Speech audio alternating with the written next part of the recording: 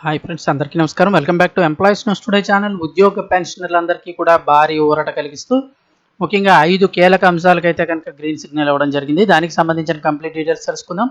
Video పూర్తిగా చూడండి. అలాగే తప్పకుండా ఒక లైక్ చేసి ఛానల్ని సబ్స్క్రైబ్ చేసుకోండి. పక్కనే బెల్ ఐకాన్ ఆన్ చేసి పెట్టుకోండి ఫ్రెండ్స్. ప్రభుత్వం నుంచి వచ్చే ముఖ్యమైన అప్డేట్స్ అన్నీ కూడా మన ఛానల్ ద్వారా మీకు తెలియజేయడం జరుగుతుంది.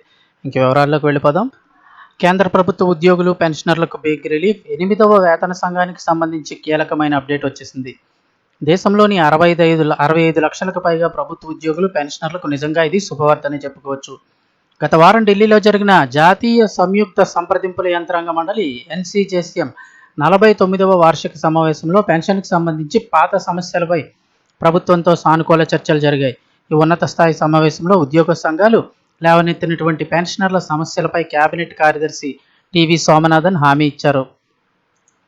JCM స్టాఫ్ తమ సభ్యులకు జారీ చేసిన అధికారిక లేఖ ప్రకారం పెన్షన్ పెంపుదల నుంచి పాత పెన్షన్ పథకం అంటే OPS పరిధిని విస్తరించడం వరకు అనేక కీలక డిమాండ్లను 8వ పే కమిషన్కు రిపోర్ట్ చేయాలని, కొన్ని నిబంధనలు తక్షణమే సవరించాలని ప్రభుత్వం ఆదేశించింది. ఈ సమావేశంలో నిర్ణయించినటువంటి మీ ఆర్థిక పరిస్థితిపై నేరుగా ప్రభావం చూపే 5 ప్రధాన అంశాల గురించి ఒకసారి తెలుసుకుందాము. ప్రతి 5 ఏళ్లకు కూడా పెన్షన్ పెరుగుతుంది. ప్రస్తుతం వేతన సంఘం నియామకంతో ప్రతి 10 ఏళ్లకు మాత్రమే పెన్షన్ సవరిస్తున్నారని ఉద్యోగ సంఘాలు వాదిస్తున్నాయి. తద్వారా పెరుగుతున్న ద్రవ్యోల్బణాన్ని తట్టుకోవడం వృద్ధ పెన్షనార్థులకు చాలా కష్టంగా మారుతోంది. అందుకే పార్లమెంటరీ స్థాయి సంఘం సిఫార్సుల ఆధారంగా ప్రతి 5 ఏళ్లకు ఒకసారి పెన్షన్లు పెంచాలి. ఈ డిమాండ్పై ప్రతి 5 ఏళ్లకు ఒకసారి పెన్షన్ సవరణ చేయాల్సి ఉంటుంది. ఈ ముఖ్యమైన డిమాండ్ను పరిశీలన కోసం 8వ వేతన సంఘానికి లాంఛనంగా పంపుతామని కేబినెట్ కార్యదర్శి టీవీ సోమనాథన్ JCMకు హామీ ఇచ్చారు.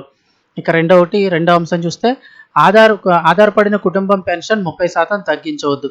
ప్రస్తుత నిబంధనల ప్రకారం ఒక ఉద్యోగి లేదా పెన్షనర్దారు మరణించిన తర్వాత వారి భార్య లేదా పిల్లలకు చెల్లించే కుటుంబ పెన్షన్ ఉద్యోగి చివరి జీవితంలో 50% నుంచి కేవలం 30%కి తగ్గుతుంది.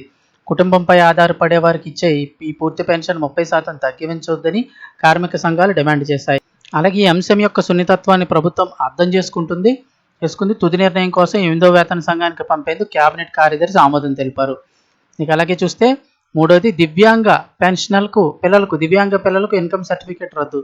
దివ్యాంగ పిల్లలు కుటుంబ పెన్షన్ ప్రయోజనాల కోసం వైద్య మండలి, పౌర అధికారుల నుంచి ఆదాయం లేనట్టుగా వారికి సర్టిఫికేట్ సమర్పించాలి. సంబంధిత అధికారులు ఎలాంటి ధృవీకరణ పత్రాలను జారీ చేయడం లేదు. ఆ పిల్లలు నిస్సహాయాలుగా మిగిలిపోతున్నారని యూనియన్లు అంటున్నాయి. ఈ విషయంపై కేబినెట్ కార్యదర్శి తక్షణమే విచారణ జరిపి వీలైనంత త్వరగా ఈ నిబంధనలను తొలగించాలని పెన్షన్ విభాగాన్ని ఆదేశించారు.